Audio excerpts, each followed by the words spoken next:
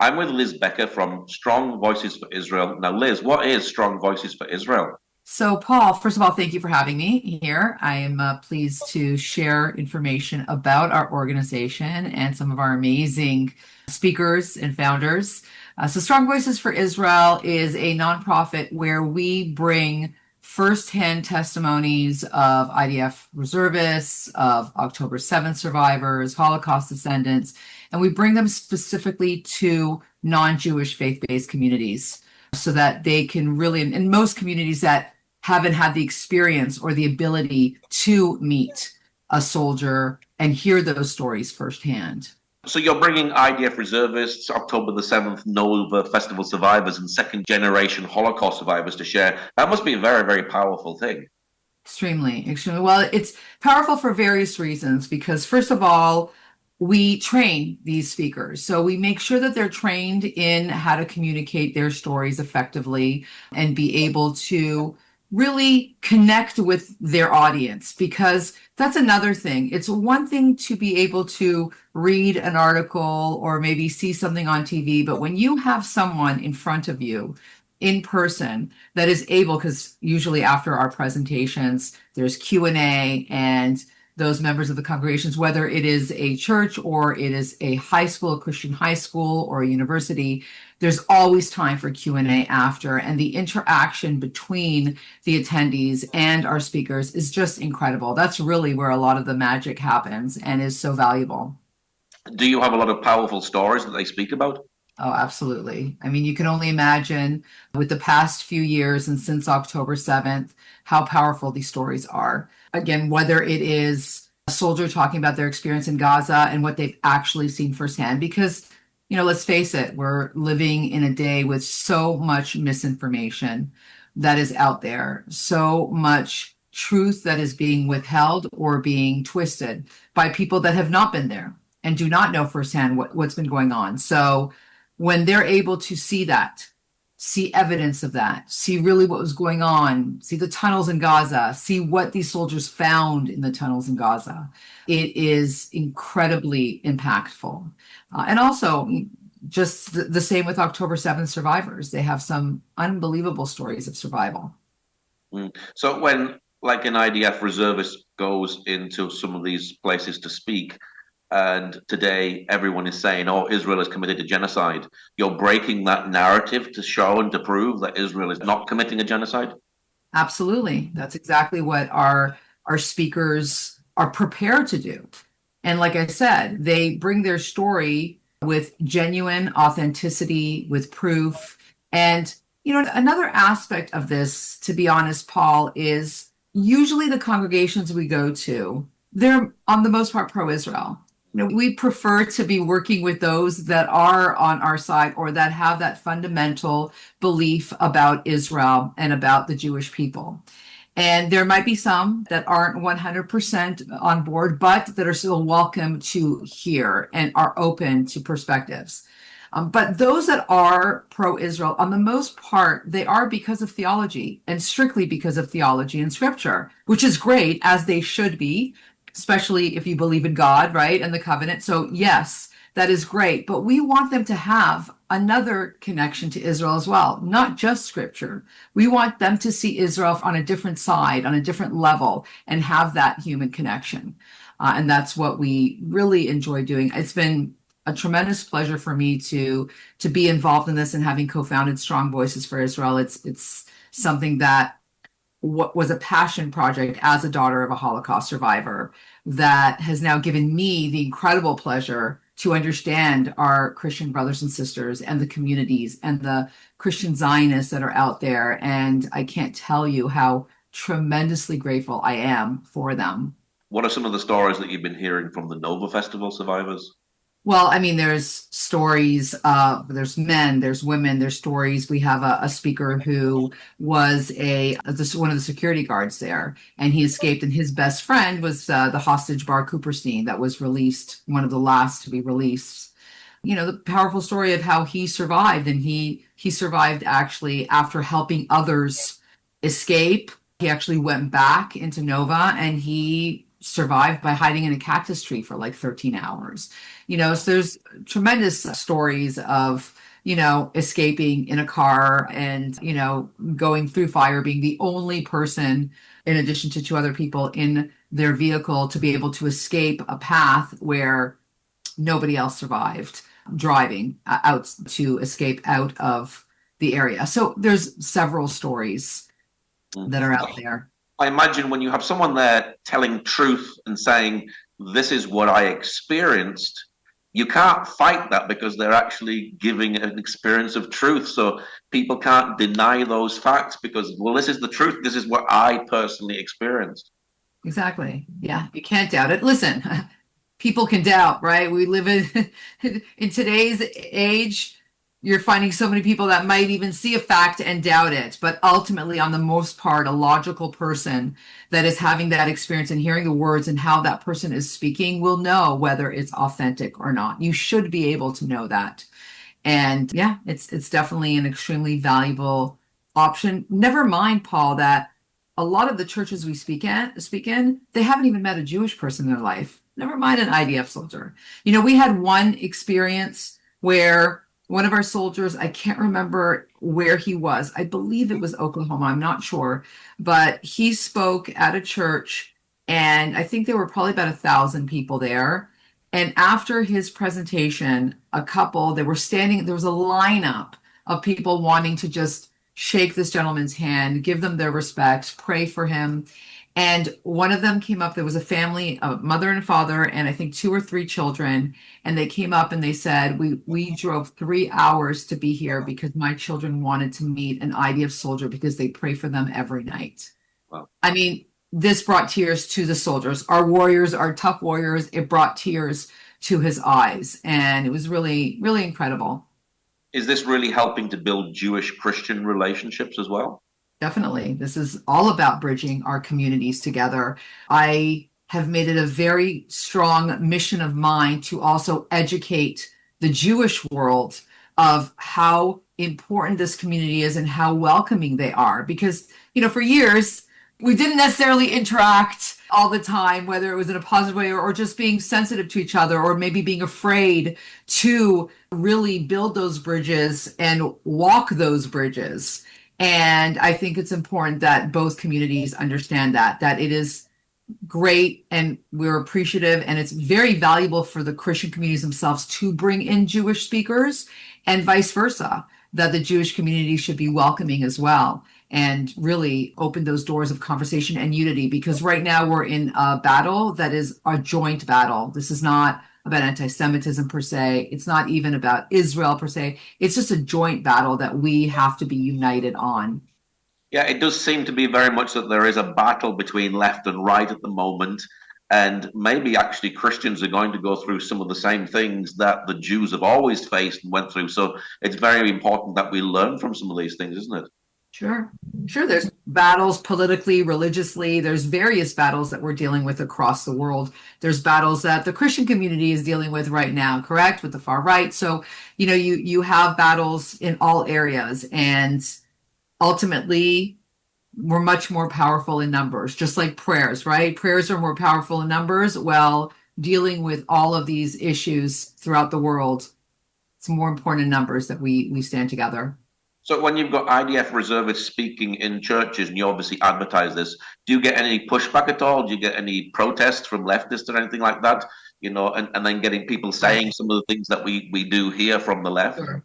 Sure. Well, we're non-political, right? As a nonprofit, we don't really deal with politics because we'll speak to anybody. We welcome the conversation to any affiliation, political affiliation, as long as, again, it is for the reason of wanting to open conversation and have dialogue. Luckily, we have not experienced in churches. We have not experienced it, of course, on campuses. There has been some. Our speakers don't go and do, there are some speakers that do tabling that will sit outside and do Q&As outside of a school where you'll normally see the high conflict experiences or situations arise out of that. We don't do that. We come in when it's planned, and usually we are in welcoming communities and welcoming universities that are already more pro-Israel. We're not we don't want to convince those that hate us, or we don't want to, we just really want to nurture those who are already have an affinity for us and are on the same page and be able to give them that firsthand experience. Does it feel like your organization was born for such a time as this? Oh, absolutely. Well, it was born because of this time. Really, we launched Strong Voices for Israel just under 2 years ago, and it was really serendipitous because it was both myself and two incredible IDF reservists, Noy Labe and Max Long. Noy lives in Israel, and Max is actually there now serving in his reserve duty. He was called back. He lives in Chicago, and really it was our mission to make a difference, seeing that there was a huge problem in North America and quite honestly the world in not being able to get these stories told and these human connections established and created for these communities that don't normally have the opportunity. So this really is helping fighting the media war. And is this a war that Israel is actually currently losing at the moment? We're fighting the physical war, but are we losing the media Yeah. war? Yeah. Look, the amount of negative false information is very, very hard to battle. And I keep saying battle or fight. That's actually not our premise, right? Our premise is more to educate and build positivity and flourish positivity because ultimately, in the long run, that is what's going to overpower any of that PR aspect that you see because it's a very hard, when you're competing against the money that Qatar is putting towards the spread of lies through social media, it's really difficult. And when you think about the number of Jews there are in the world, even if every Jew in the world, including in Israel, right? And outside was at 50 million. If we posted every day, all day long, we still probably wouldn't touch, move the needle. It's a very hard battle with PR. And with the history of anti-Semitism for thousands of years, that's an added layer to the challenge and obstacle of fighting this PR. So I don't like saying, "Are we losing?" I mean, it's an ongoing. It'll be continuously ongoing as long as we exist. So it's not a win or lose situation. But are there things that we need to be doing differently to be able to get the right information out there? Absolutely, and that's what we're trying to do the best that we can. Does it feel strange you're talking about Qatar and their money, but doesn't it feel a little bit strange that they've actually been trying to negotiate peace deals? It's a strange world, my friend. Yeah. Everything is, yes, it's so hard. That's why clearly faith is so important, right? Because it's so hard at a realistic level to when you're seeing all of these flips and you don't know which side you're actually looking at because you don't have that person in front of you. It's crazy. It really is. I teach communication skills for a living, and that's what I've been doing for almost 2 decades. So I focus a lot on how we represent reality and how we filter reality based on certain things. But at the end of the day, we're going to filter reality primarily on our experiences and our personal memories. So I think that's where the main focus needs to be in any situation is really giving the best experience that you can in order for people to have the reality that's closest, their representation of reality closest to actual reality is through experience. Now, you were there in Miami, and I remember from when I was there in Miami, there was a Jewish community. How is the Jewish community feeling at the moment? Are they feeling uncomfortable? Do they feel that, at some point we're going to have to leave and come back to Israel, or are they feeling okay at the moment? Yeah, so I have friends. I'm originally from Toronto, from Canada. I've been living in Miami for 30 years. I travel a lot, both in my business and both in this work, in my advocacy work and nonprofit work. So I have friends, colleagues all over the country. And the sentiment depends on where you're living. It depends on how closely connected you are to Israel. It depends on how closely connected you are to your Judaism, to your religion, to your faith. It depends on how much you've assimilated in your communities. So that will depend. So it's contextual. I will tell you that here in Florida, the Jewish community is extremely strong, and we have a great governor that really protects Jewish people. I mean, my son goes to college in Orlando, and let me tell you, not any little bit of anti Semitism anywhere, and it is stopped in its tracks. So we have protection. In other states, for example, New York, I know my Jewish friends are struggling there, and many are looking at leaving. In Canada and Toronto, I would say the majority of my friends there are trying to find a way and are looking at backup plans on how to get out. Yes, so ultimately, it is a very, very scary time for Jews worldwide. I Mm. mean, Paul, I was there during the war now. I just came back from Israel. And I'll be honest, I felt safer in Israel than I do here in the United States in general. Yeah. Because, anything can happen any day here. In Israel, you're protected. You have the IDF, you have the Iron Dome, you have borders, you have boundaries, you have, it's different. Yes, there's missiles dropping, and yes, there's war, and it is, of course, it's unsafe in certain degrees, but as far as feeling protected, felt much more protected over there than here. Well, now you also support lone soldiers. Are these soldiers that are leaving one Yes, country and coming to Israel and fight for the IDF correct, to fight for their correct. country because they're Jewish? Yeah, so Strong Voices for Israel is an initiative through Growing Wings. Growing Wings is an amazing, amazing organization, nonprofit that specializes in lone soldiers. That was also founded by Max Long, our co-founder of Strong Voices for Israel. And because it was a natural progression. So Growing Wings takes care of lone soldiers in Israel and helping them, with housing, with mental health, with getting a job, anything that they need to make it easier for them when they finish their service and they're staying in Israel. So one of the things and why we created Strong Voices is because we want to give those lone soldiers, some that are, mostly that ones that come back to the United States or are going back and forth, the opportunity to share their stories because it's also a form of therapy. It's therapeutic for them to be able to share these experiences because, as I'm sure you know, there's a tremendous amount of PTSD with soldiers, with all Israelis, quite frankly, after October 7th. But with soldiers, it's really high. There's high suicide rates right now. So we want to be able to do everything that we can. So it's a win-win situation in the sense that, while we're educating the Christian communities and other faith-based non-Jewish communities, then at the same time, we're able to help these soldiers and help these soldiers have a connection with others as well. Must be very difficult leaving your family and everything that you know and coming to Israel and being part of the IDF.